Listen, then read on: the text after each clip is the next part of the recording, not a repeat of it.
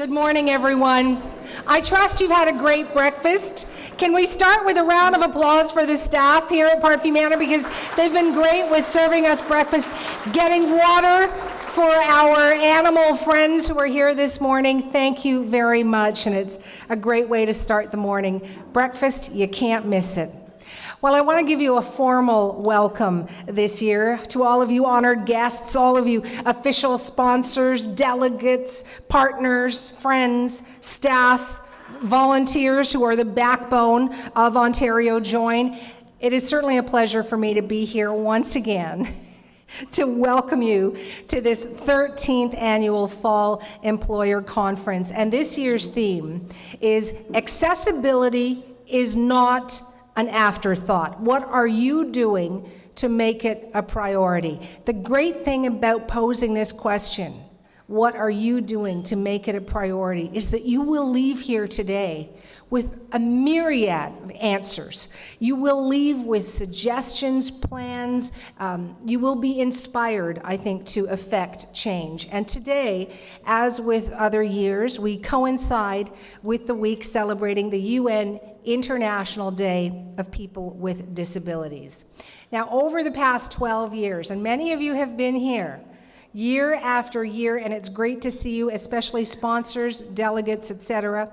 Over these dozen years, Ontario Join has very proudly offered delegates information and resources related to accessibility and inclusion, because that's the aim. Inclusion for persons with disabilities in Canada's workplaces, in our communities, and for global organizations' customers. And this year is no exception.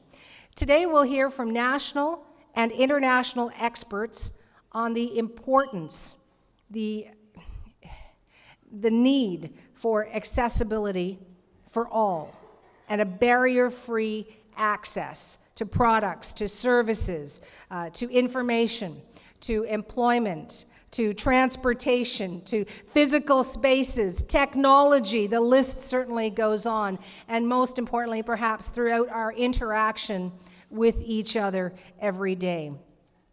I'm hoping that you will leave with the belief that you can affect change. I know how important that mindset is. In February of this year, I was diagnosed with breast cancer, and thank you for so many of you for sending me inspiring emails and messages. And my kids, on the last day of my 25 days of radiation, after chemotherapy and surgery and then radiation, they gave me this book, and the cover says, "She believed she could, so she did." And I think that's it. Today, if you believe you can affect change, increase accessibility, inclusion, then you will.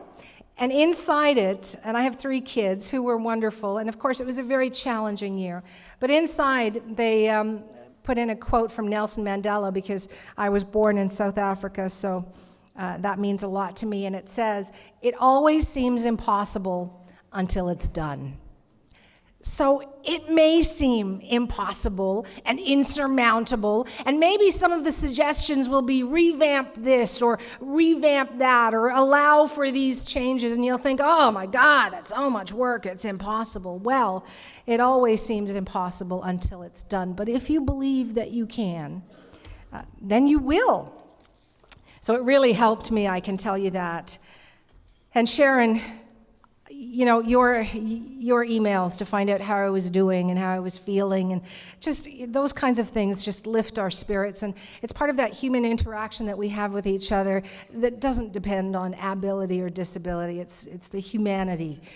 You know, our aging population certainly is growing exponentially. We know that. So it gives us that added impetus to be barrier-free in order to support this demographic that often acquires disabilities in the aging process.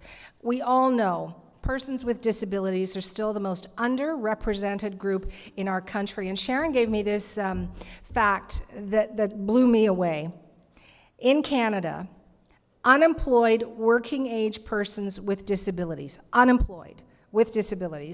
total more than the population of 3 of Canada's provinces. So chunk together Saskatchewan, Manitoba, and Alberta. Take all of that population together and you've got more people with disabilities who are unemployed than the population of those 3 provinces. And being able to hear from global leaders in the field of accessibility and best workplace practices will help to change those statistics. So again, and it sounds corny, but we can affect change. What are you doing, I ask again, to make accessibility a priority? You will have the answer to that and more when you leave today. So I'm hoping you will actively participate in today's discussions, take what you learn back to your respective organizations and your communities. In fact, share it while you're here because you can tweet #JoinTwenty16. Not sure if that's up there. Oh, I'm up there. Oh, goodness. I can never see myself on camera or something because it's always so weird. I have way more hair there, as you can see. It's coming back. But tweet it out, as I say, #JoinTwenty16. I would like to take a moment and recognize our sponsors this year. CIBC, Scotiabank, thank you. IBM, BMO, TD, Ontario Public Service, Ministry of Government and Consumer Services, Community Living Toronto, Accessible Media Inc., and Jazz Aviation. Let's hear it for our sponsors, please.